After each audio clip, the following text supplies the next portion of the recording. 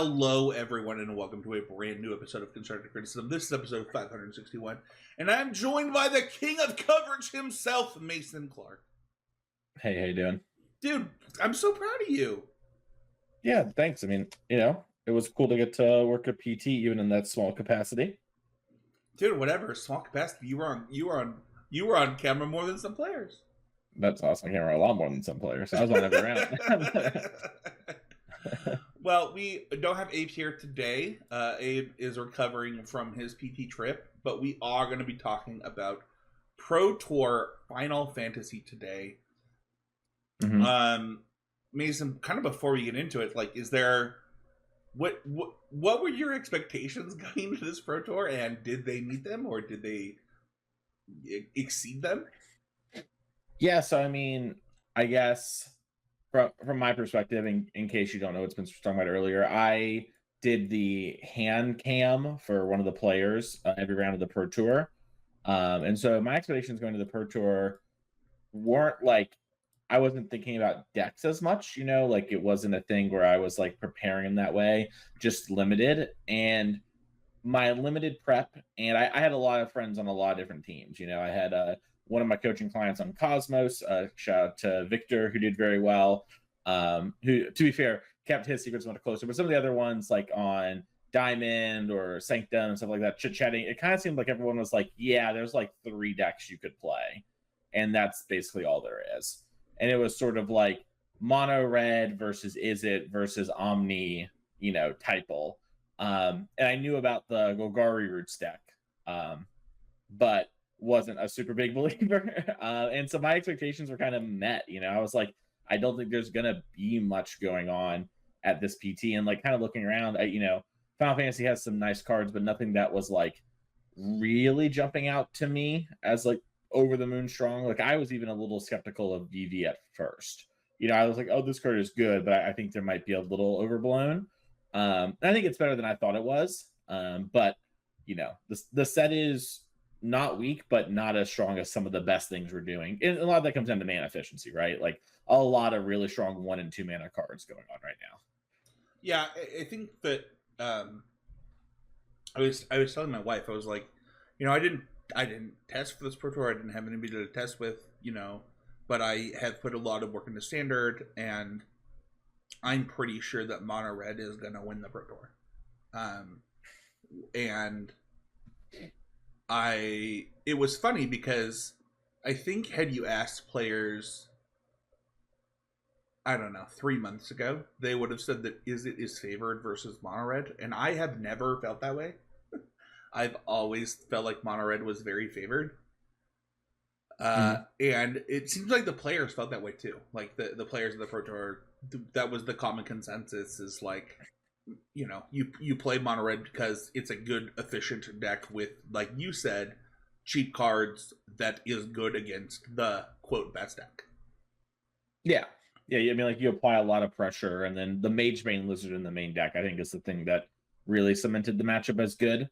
Like just being like figuring out that card is good enough in like all the matchups that you can main deck it is huge, and its body like outscaling a lot of like removal and being actually like a really good blocker in both the mirror and like stopping the first prowess trigger or 2 on a card is actually just like, watching a lot of Ken's games and a lot of games there, it's like super relevant how many times I saw like a 1/4 Mage Bane Lizard soak up 3 damage, and now like that's not always Ken, but let's just be able to stand in. Ken's at like 5, and then he attacks his opponent down to 1, and they can't trigger prowess because of the Mage Bane. It's just like things like that come up a lot, and really help the deck. And I mean, you talk about that like 3 months ago, but if you go back 4 months ago, everyone's like, well, what are you supposed to play besides the mono red deck, right? And like, no, that's true. It's true. And so it's like it's a weird spot where it's like these mice cards are very, very strong, and they're like one of the better decks in Pioneer for a reason too. It's like it is just a strong package. Well, let's give a shout out to Ken Yukihiro, because becoming a Pro Tour champion meant a lot to Ken, and it was I don't know about you, Mason, like you were there, but like it was cool to watch. Like it was this, I don't know, encapsulation of a person's life in a lot of ways. where they've dedicated so much time to this thing, and becoming a Pro Tour champion meant a lot to Ken, and it was very visible. And I love when players show that kind of emotion. Yeah, it's great. It's as I was watching, I was like, I remember calling my wife, telling her I qualified for the Pro Tour, and this is so much bigger than that. Like it's so cool to see. I remember, former co-host of the show, Seth. I told Seth this story, but like when Seth cried, I think it was winning Worlds. I was like, hey, I remember it was before we were friends. I text Seth. I was like, hey, I just want you to know, like, I'm that type of dude too. I hope you know, like, see you showing that emotion means a lot to me, because like I'm that type of guy too. So, yeah. Should we talk about some decks? I guess. I don't know, man. The BNR's in like 7 days, and there's no way there's not at least 2 changes. Do you think it's gonna happen? Obvious. All right, so this is so funny. I thought you would say this, and I understand part of it's for the show. Maybe I actually don't know your stance on it, but do you remember the last BNR announcement where you were like, "I think there's definitely going to be BNR stuff," and I was like, "Maybe." I don't know. I hadn't really thought of that. I don't think so. And now it's kind of reversed, right? Where it's like, to me, I feel like there has to be minimum 2, probably 3 bans. 4 would not surprise me. Okay. Well, let's do that first. Because, well, let me. We're going to talk about these. We can talk about the Pro Tour. I guess I just want to give like a clarification that like, and I've mentioned this before on the show. Please do not go out and buy any standard deck unless you are okay with there potentially being a ban of your deck. Let me just list the decks that we have on the docket, and then let's talk about bans. We have Mono Red ban. Yeah, I think so. Is it ban? Yeah. Golgari Roots. But it's only good because it's good against red. Hold on. Ban? So no ban? Yes, it's going to get a ban. I think Up the Beanstalk probably goes as a, from that. But there's what? That Golgari Roots doesn't have that. Sorry, so what? Golgari Roots doesn't. Golgari Roots. Sorry, I was thinking Golgari Green Black in the moment. That's my bad. You wrote Roots, but my brain course corrected. I'm sorry. Okay. Is it Cauldron? No bans, right? I don't think that deck has any other cards that I would expect to be banned. But also decks are good because of when they're in Omni is the last deck, I guess I'll say real quick before I hop into this. But like part of my hesitation about and why I wanted to just keep the caveat of please don't buy it. Mono Red and Izzet are getting hit with 2 bans each? No, I didn't say that. Oh, that I was. I guess can I finish my statement? Yeah, please? Yeah. Of just like before we talk about all these decks, I just want to give the clarifying statement that I would really suggest not buying anything in standard until we get the ban, because we are very close to rotation. It is like 5 weeks from now, the time you're going to get this. And then this is the big part. People always talk about, oh, well, this deck wasn't hit by bans, and so it's going to be good. And sometimes it is true. And, there's plenty of cases of that. There are also plenty of cases of a deck is good because of the metagame, like, context around it. And so it's like for example, I don't know Golgari Root's spread, but I know one of its big advantages is it's really good against Izzet and like good against red. Was my understanding. I actually didn't get to see that much of it. So if those decks, let's just pretend they got like 5 nerfs, right, or 5 bans, that would change the context of Golgari Root. So like, I get a lot of people are excited about standard. I get a lot of people are excited for the standard RCQ season coming up in 30 days. I would just implore you, please wait at least 7 days. By the time you hear this, it should be like 2 or 3 days. Because I've gotten a lot of messages. I don't know about you, Spencer, about like, what should I buy in standard from coaching clients, getting ready for it. And I'm just kind of like, please wait. Yeah, I think I'm kind of curious. If this is kind of not the point of this episode is we're talking about the Pro Tour, but what do you think will be banned? There's a couple ways to look at it. My guesses are there are like 2 or 3 timelines. One's like a conservative timeline, and you ban something along the lines of like Monstrous Rage and Abuelos, or Omniscience, something in that range, right? I think Omniscience being in Foundations is kind of a weird thing, but like that is the problem thing with Abuelos. But if you ban Abuelos, you still get to keep weird Omni stuff around, and there are some weird like Sultai Omni decks that I've seen that are not as good as this, but they are in the same space. So like, kind of depends on what you want to do there, and I think that would help there be a lot of breathing room in the format. Even though Izzet would still have a lot there, I think that would be like a conservative. Hey, we've proven that these kind of cards are causing us a lot of headaches. Yes, we know Cutter might be a bigger issue, but we're going to take a conservative approach. What I expect more to see is probably something along the lines of something in those two vein plus Cutter. And then it would not surprise me if Up the Beanstalk got banned, just because I think Up the Beanstalk, and maybe Up the Beanstalk gets banned and like Rage stays or something, because I just think the Beanstalk decks beat up on so many of the decks that would beat the red deck that it's kind of like this weird metagame cycle, right? And there's not much you can do. And they basically told us they didn't realize Beans was good, right? Like they did not realize how strong the card was. And so it would not surprise me if there are more cards coming in the future that are maybe really good with it. And maybe they just want to dodge them. Like, hey, we've had 2 years with Beans and Standard. We've had its fun. It's a uncommon. Let's just ban this. The cards that are around it are all still very good, and you're not going to feel bad about owning the Overlords or these other things that are sticking around post rotation. So that would be my guess, and that obviously has dramatic changes, right? Like if Up the Beanstalk's gone, that means you can play a lot more decks potentially, even just that one banning. Yeah, I think Up the Beanstalk and Monsters Rage, if there are bans, they're for sure both gone. Like I just. Mm-hmm.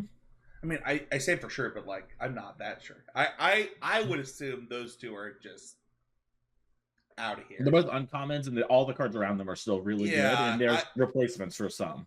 So. I would not be surprised if like Manifold Mouse got the ban hammer. Its play patterns are not fun, so for that reason, I could see it. I don't know. Like I think that we've been. It's been quite a while since the Standard ban, right? Like it's been 2 years, year and a half, something like that. I want to say maybe less. Yeah, 2 years sounds right. Yeah, because there wasn't any in the Rafine era. I'm pretty sure. Yeah. And so that would be at least a year. So yeah, probably I think 2 years sounds right. Yeah. So I mean, I don't like standard bans, but we also have a very large format. Like it's in my opinion, it's okay to like ban cards when the format gets this big. Like I don't know. I think that's totally true, and I also think like there's been lots of time to prove it with these kind of cards, right? And there's at some point you do have to kind of make a decision because there's always going to be another set coming, so you could always be like, well, maybe the next one. But both of the cards that we both felt very confident of, like Beanstalk and Rage / maybe Cutter to some extent. Obviously, it's much newer, but like these cards have kind of proven themselves to be really, really good and really, really hard to beat and very format warping. And they've passed the bar from a competitive sense, but also from like a player mindset thing. If it's not fun, like that should be the number one thing, right? Like if a large majority of people are feeling away, then you need to kind of do something. And I think, this is like a pretty reasonable thing to do. Most of the cards we talked about are uncommons. They're not going to be hurting your wallet. You know what I mean? To ban these cards. And also, a lot of these cards are 2+ years old already that we're talking about. Obviously, Cutter's brand new, but like, the other cards, it's like, yeah, they've been around for a long time. You got 2 years out of them. That's not such a bad thing, like. Well, and even if you ban Monstrous Rage or Manifold Mouse, like those cards see play in other formats. Like it's not. Yeah, they're modern cards or Pioneer cards. Excuse me. Yeah, like totally reasonable. Yeah. I think Monstrous Rage sees all the way to modern, right? Like it, the card is quite good, and I don't know. Yeah. Let's talk about the decks. I kind of hinted at Mono Red to start with. It won the Pro Tour. What did you think of Mono Red's performance at this Pro Tour? It was good. Actually, don't have like a whole lot to say about it. I mean, it kind of did what it came to do, right? I thought it was crazy that Percy thing, just literally ran it back. Just like the exact same deck list. The exact same deck list. Yeah. Well, what are you gonna do? Just absolutely runs it back. I thought that was pretty good. This was the deck to me. I mentioned it earlier, but like I thought Mono Red was gonna win the Pro Tour. Like I thought it had a good Izzet matchup, and people would overcorrect for Izzet, and I don't know that. Mm-hmm. That like it just happened. Like it was. Can you? You were on coverage. Mm-hmm. Was it just me, or did they break the top 8 weird? Like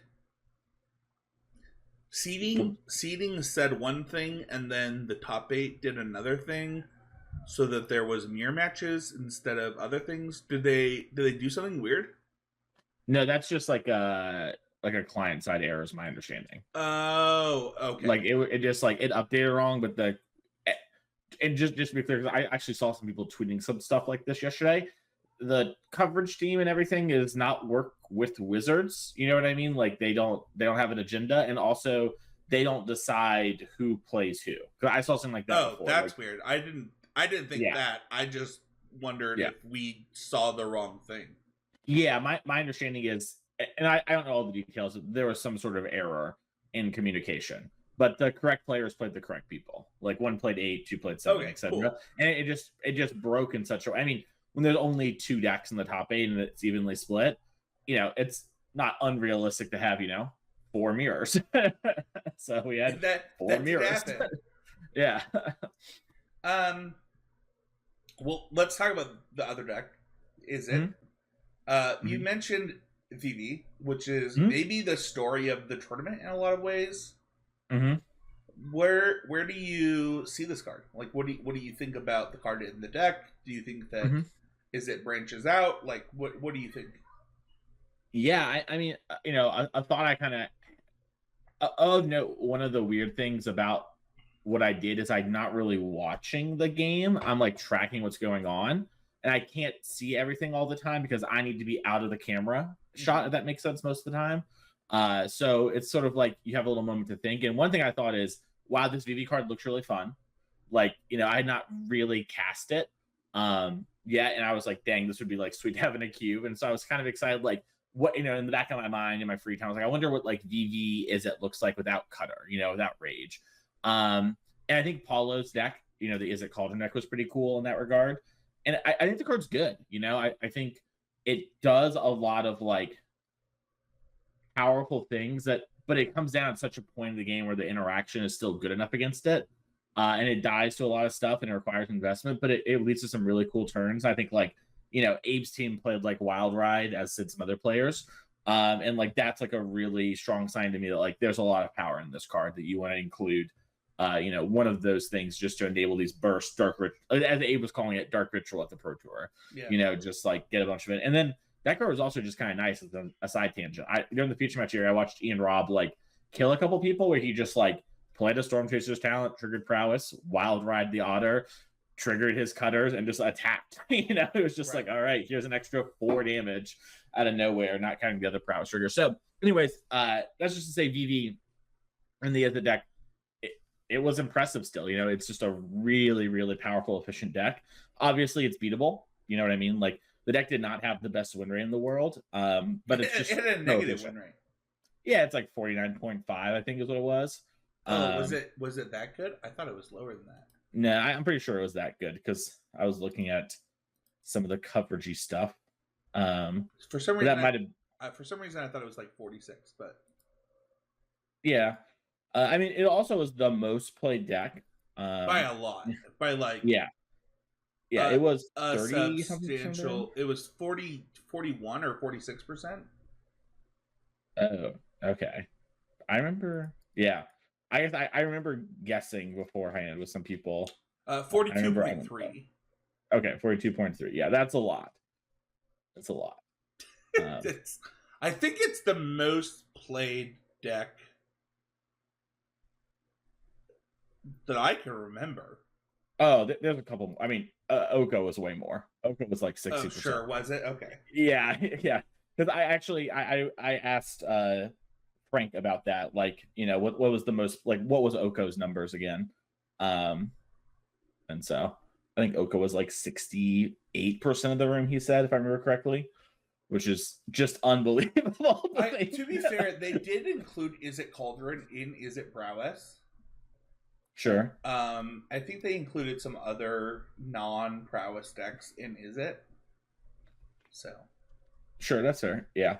Yeah, I also don't think there were that many Cauldron players, right? It was like PV, I think Jake Beardsley, and somebody else. Yeah, I think it was pretty low. Yeah. Let's talk about that deck because we're already on it.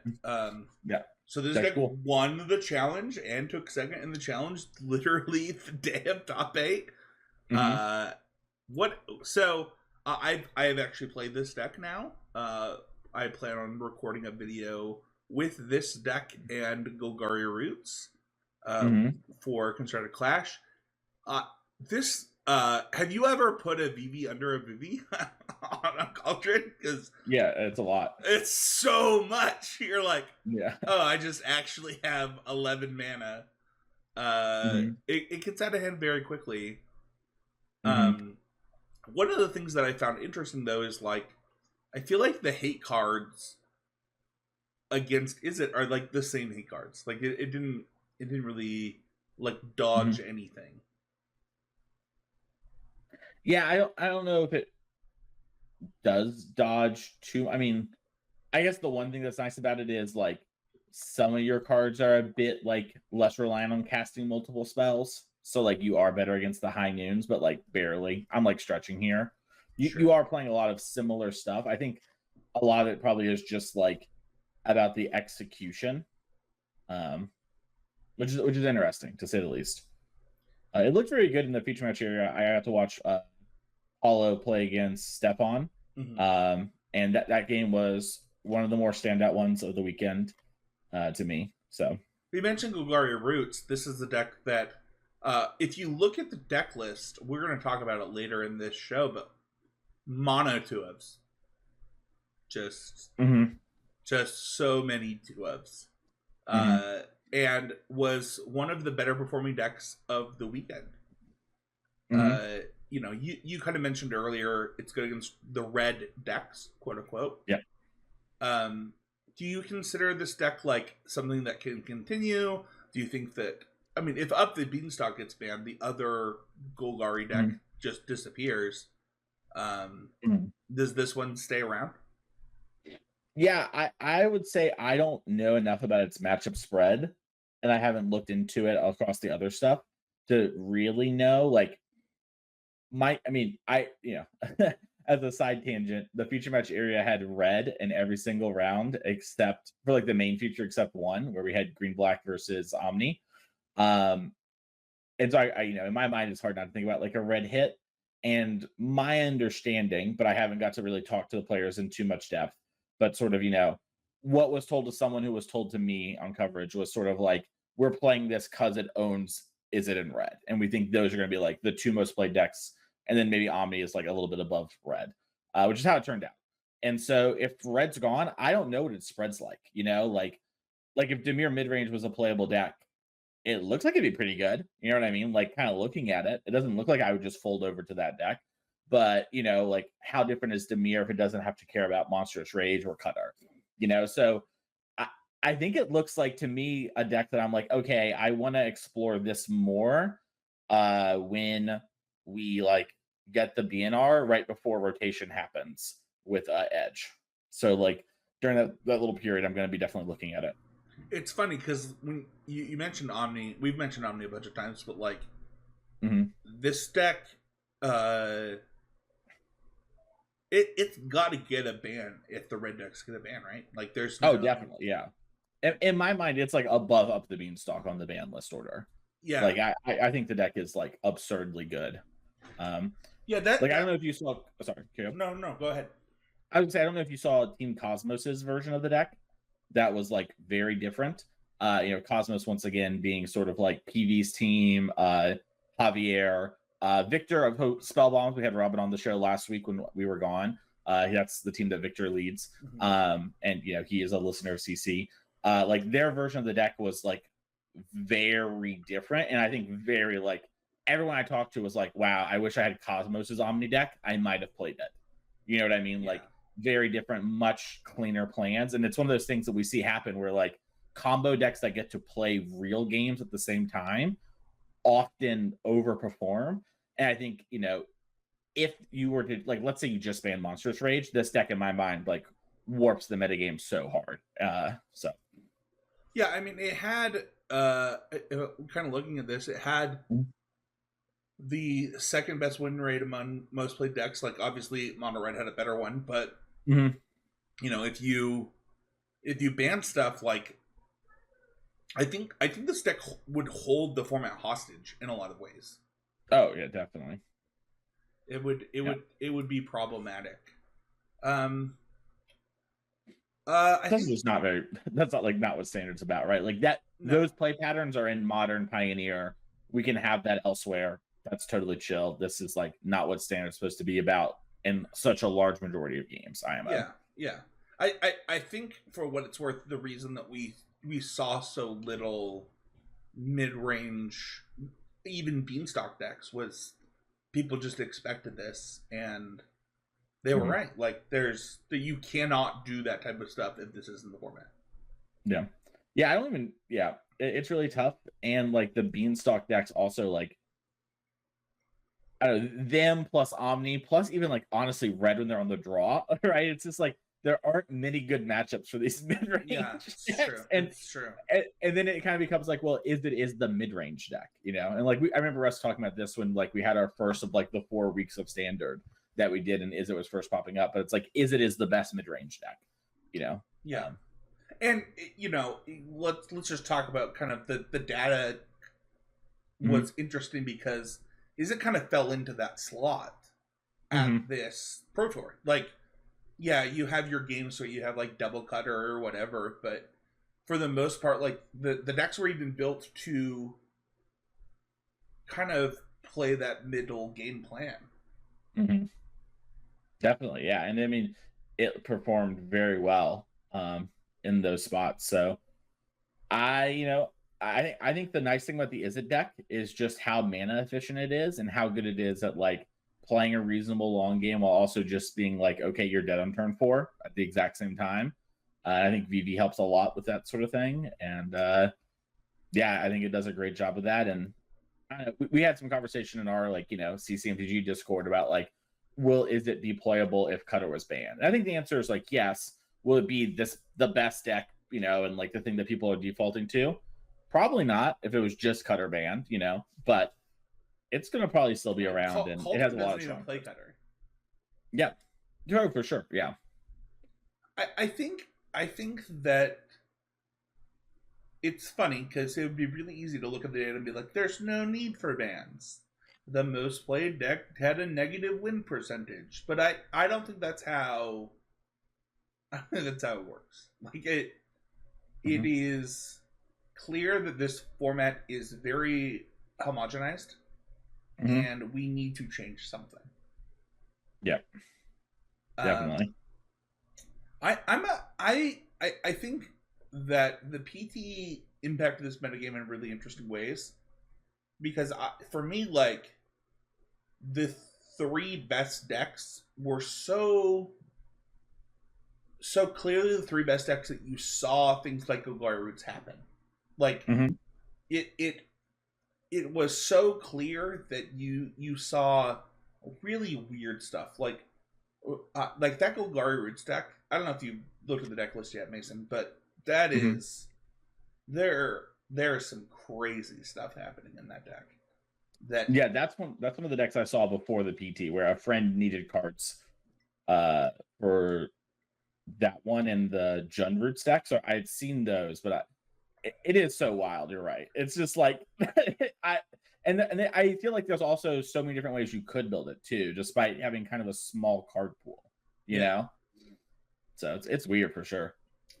Are there let's say that just Monstrous Rage gets banned. What are you doing? Where are you going? Playing Omniscience. It's like so like I really think it's like Omniscience and something from Red decks have to go, and I worry that they'll be like, oh, they won't spend as much time with the foundations, you know. But I'm gonna play the Omni deck. I mean, I actually just looked it up here. To mention Victor for the 5th time, Team Cosmos had a 66% win rate in constructed with their Omni deck. And like, you know, they have 4 Overlord of the Flood Pits in the main. You know, they're like going really divergent from the mold. And the games I did get to see when those players were playing the deck, it looks so much better than every version of the deck I've seen in the past. Yeah, I think we mentioned that a few times during our kind of our standard episodes. Mm-hmm. But I think that the deck was, I don't know, better than expected. Mm-hmm. So yeah, that is going to do it for our thoughts on the Pro Tour. Mason, do you have anything to say before we kind of move on? It's kind of a weird Pro Tour, you know. It didn't shake the world up, you know, and I'm interested to see how people look back on this one. But I think the games were fun if you were playing, if you're a psychopath. That's what you know, Abe told me that when he was playing the PTQ on Sunday. If you don't know, the Pro Tour players get to play a PTQ. And he kind of looked at me and he was like, this format's super fun if you only love spiky magic, you know? And I don't know, it's a weird Pro Tour. And I'm interested to see sort of where Standard goes from this and what happens with rotation here very soon, you know? A lot of powerful and core cards are leaving, but a lot of things are staying. It's funny, like we did like our, I don't think it ended up on the podcast, but like we had planned to do like a month of Standard Magic. Mm-hmm. And the format just did not shake out that we could do that for the podcast.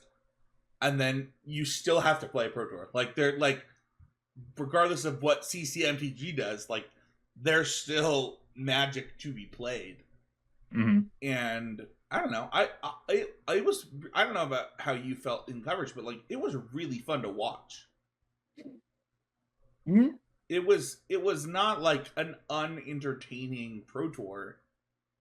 Other than like, as long as you like mountains, like, mm-hmm. So I don't know. I enjoyed it. Yeah. Let's go on. First, before we do, let's give a shout out to our newest patron, Matthew. Thank you so much, Matthew, for going to patreon.com/CCMTG, becoming a patron of $5 or more. You get access to the Patreon Discord and such when you do things like that. Thank you so much, Matthew, for that. We have no new Patreon questions this week. That's mostly my fault, Mason. I forgot to post. But I'm going to read this one because we did this one. But the episode got lost. So Nick asks, are you against play draw being determined via pairings? No dice rolling. Oh, like you mean like when pairings happen? Yeah. We talked about this on the show the other week. Yeah, but that episode got deleted. Oh, it did. Oh, yeah. I'll give you the abbreviated version. I don't care, man. You can take the play. Like I'm so over it. I'm so over it. If I never have to talk about the play draw again, it would be too soon. Like I'm so for this. I'll take the draw in every game one for the rest of my life if it means we can shut up about this. Just whatever it takes. Like I get to be on the play if I lose, but like I'm just on the draw, I don't care. Just get me out of here. Mason's over it. He's you know in Squid Games when he like yells, "I've played these games before." That's me right now. It's like I can't take these conversations. I can't handle the like. We'll both roll one dice and then we'll call even odds in the air and the two outcomes together it's just like, oh my god, just go first. I don't care anymore. I love it. I'll just win anyways. It doesn't matter. Yeah, I'm totally for it. Like if the app just tells me play draw, I'm totally for it. Like I see zero downside. Like legitimately, I think it makes things happen faster. Matches get over quicker. There's no, I don't know. I would say that there's no complaining, but you know, Magic players will complain about anything. So, yeah. Well, I mean, there's going to be more complaining, right? Because you're going to be like, oh, the stupid system got me like everything they say about dice, right? They'll just say about the system, and then they'll think it's rigged. And then because the coding of the companion app is so bad, it will turn out it was kind of biased towards players with an AB last name Don't because do of that. the You're code. already putting things in their mouth. And then because of that, people are like, I don't know if we can trust it. And then no, but jokes aside, I do think it's like anything at this point. I wish Wizards just told us what to do, honestly, just so I didn't have to talk about it anymore. If you want to support the show, the best way to do that is go to our sponsors. You can go to untap.gg, use the link in the show notes below. They are the #1 deck tracker app for Arena.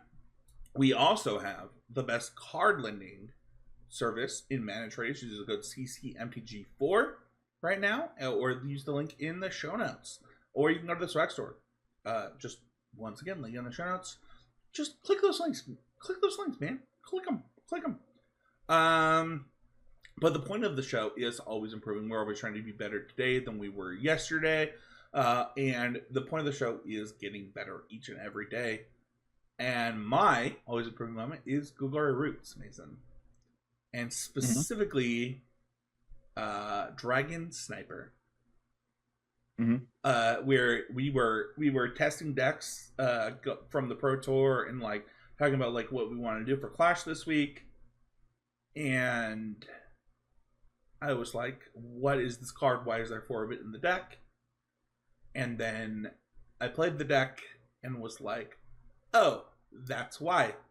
This card's very good. Immediately boarded into 4 in both games I played with the deck.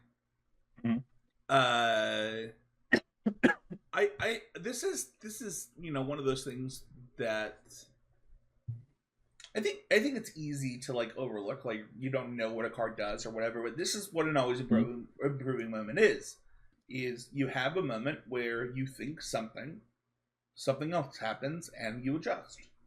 And if you told me that there was a day where I would play a 1-drop for this line of text in this standard format, I would not have believed you. I wouldn't have. And the thing it has so much text. It does have a lot of very important text too. Like all of the text is good. Yeah. I don't know. I did not expect to have the card be as impactful to single-handedly hold down a board the way that it does. And then we, one of the games that we played was against Orzhov Demons. And it's like, oh my gosh, they literally can't play a demon. Like the demons are unplayable against this card. And the deck has so many things that you need to remove. Yeah. That it makes the card even better because it's like, well, am I supposed to go stupid 1/1 or the thing's doing the damage? You know what I mean? And I don't know. It was an always improving moment for me to like continue to just play a deck as it is, learn why the cards are the way they are, and kind of go from there. So no, I think it's good. I also think like there's like a good like kind of secret one too for the people in general of like have a little faith. You know what I mean? It's like if you see something from somebody, just and it maybe looks awful to you, just assume that they kind of did something, and they could be wrong, but assume there's at least they have a reason behind the madness. Yeah, exactly. And I think one of the good things about the Pro Tour, especially like when you get to see who's playing these decks, right? It's like I can't remember. I think Ely Cassis was one of them. Yeah, Ely and Simon both played this deck. Yeah, and they're both just so strong. It's like, okay, well, like they're not just gonna play this card because it's like cute or whatever. Like they clearly have a plan, and if there's some in the sideboard, this card has a direct purpose. Yeah. And so that's a really great one. Just trust a little bit, and also sometimes they'll get it wrong, but it's not the end of the world if you play your games and you're like, this card sucked. You cut it after 5 or 6 games. You will be okay. You will re-win your ranks on Arena. But no, my always improving moment really comes from watching a lot of people prepare for this Pro Tour and sort of see their process. And the last time he gets it here, but Victor as someone who has been getting coaching for about 2 years now, off and on, and has always had one of the best like approaches to coaching that I've seen from any of my clients. In fact, I've like when people are like, "Oh, there are things I should do," I model like what Victor has done of like preparing notes, taking notes when he's not with me to talk about things in the future, staying on top of things, being very structured, all that kind of stuff. And he has improved from someone who was struggling to win an RCQ, when I first met him 2 years ago, to like, I can do it, but I'm definitely not consistent. I feel like I'm getting variance to, I mean, he was testing with Team Cosmos, for his very first Pro Tour. He requalified. He, beat our very own Abe Stein, boo, into Stefan, into Gabriel Nassif in the win and dance. But I'll say this, and I told Abe, at least he clutched. He knocked Abe out, but he didn't drop the ball. Abe texted me about it. Abe was like, "Yeah, I just lost, but I lost to a podcast listener, so I guess it's like win from there." Yeah, and okay. Yeah, but he's been putting in a ton of work, and then he was someone who he's been competitive in like Overwatch before. He's like was good at that game, not like the highest level, but pretty high up. And he really put the work in. He got his chance, with Cosmos, which like just like keeping it a buck. It's not a very easy team to get in on, and I was sort of kind of surprised, when he sort of told me like he made the final cut.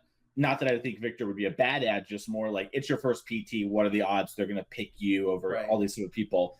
And Victor really put in a ton of work. And I would be hard pressed to believe anyone at the Pro Tour outworked Victor at this time. And he got rewarded from someone who was dog at limited. I mean, the dude could barely play. And to like, I believe he I think he 2-1 both his draft pods, excuse me. I think he got close to the 3-0. But still, like as you know, Spencer, 2-1 a draft pod of the Pro Tour is like, you take those. You're excited. I remember Ben White's told me like, like if I 2-1 a draft pod at the PT, I'm over the moon. And just put a bunch of work there, put a bunch of work in Constructed. And it really showed like, hey, if you put in a ton of work and you're like good about your process and you do the right things and, you think about what matters in the games and not how you got unlucky, you try to focus on how you can improve, you put time in, you can get results. And it was really great to sort of see this and sort of see it bear out in real time. And so I wanted to use my always improving moment to really shout him out, because it was very awesome to see basically like it get rewarded in real time, because it doesn't always get rewarded right away. I'm someone that believes if you do the right things and you get enough shots, you're going to get there, but you don't always get there in the first one. And it was just great to see him do it, and all his sort of hard work pay off. And, big shout out to him and, Team Spellbomb and everything. And yeah, Victor's awesome. Congrats, dude. It was really inspiring to get back in the streets and play a bunch of Magic. Yeah, I think that, you kind of, especially like that limited thing. I was very fortunate to like be a limited player for my first Pro Tour. And getting to 3-0 my first Pro Tour draft was, I mean, you're already in day 2. I mean, you're not really, but like it feels so good. And like that 2-1, I think Corey talked about it on coverage of like being a 1-2er, and it's just pot drafting is so fun and so cool. And if that's the improvement that Victor made, like that's so much of the battle. Like it's so crazy. It is unreal, and really shows you can do it. I mean, the man went from like, he drafted some, but whatever, right? To as soon as he qualified from Charlotte, because he was one of the people that top 8 Charlotte. Yeah. And like went there, just immediately started drafting Aether Drift, because he was like, I have to learn how to like read a signal, even though this is not going to be the draft format, and just started like drafting every set he could get his hands on, and like playing cubed, just doing everything he could and maximizing his time. And did it all while working a full-time job, I believe it was like a product lead on something during like a stressful time. So you can relate to that. He's just put in an unreal amount of work, got rewarded, and it's really awesome to do the right thing. And got shoutouts 2 weeks in a row on constructive criticism. So yeah, just true. Got that. Got the Pro Tour shout out from Corey B. Oh, yeah, let's go. Yeah. So but no, I think Victor's very good. So congrats. Where can people find you, Mason? find me on Twitter at Mason E. Clark. You can find me at twitch.tv/TheMasonClark, and you can find me on all the NRG coverage, that kind of stuff. And you want to reach out for coaching, you can do that via the Twitter I mentioned earlier, Mason E. Clark, or my email, masoneclark@gmail.com. Put coaching in the description. That way I can know you're coming out to that. I've got a bunch of openings right now. The summertime, lull is here. And I've always been trying to tell people is the best time to get coaching is not right before your event. It is beforehand, so we can work on big picture skills. That is what we want. So if you're wanting to get coaching for something like the Future RC, it is going to be much higher benefit for you to start now than later. So feel free to reach on out. I have plenty of openings right now. Spencer, where can people find you? Yeah, you can reach out to me for coaching at spencerhowland@gmail.com or on Twitter or Blue Sky. Thanks to Mason, my Blue Sky messages are open for coaching because I didn't know that I needed that. And you can reach out to Abe at More Nothings. I think morenothings@gmail.com is also where you can reach out to him for coaching. And yeah, like Spencer Howland, Spencer 13H on Blue Sky, Spencer or Heezy Game on Twitter, and then we're bringing back as much as we can. We've been really busy with my co-host of the Need to Nerd podcast was in a musical, so he's been really busy, but we are back on top, if you get that reference, if you listen to the show. But we're back on the Need to Nerd podcast. Don't forget to check out the Patreon Discord, patreon.com/ccmtg. The link for the public Discord is in the show notes, and the YouTube comments. We're lacking, guys. We're lacking. Y'all could do better on the YouTube comments. That's all I'm going to say. Thank you, everybody, so much for listening. We appreciate it each and every week. And we'll see y'all next time with a brand new episode of Constructed.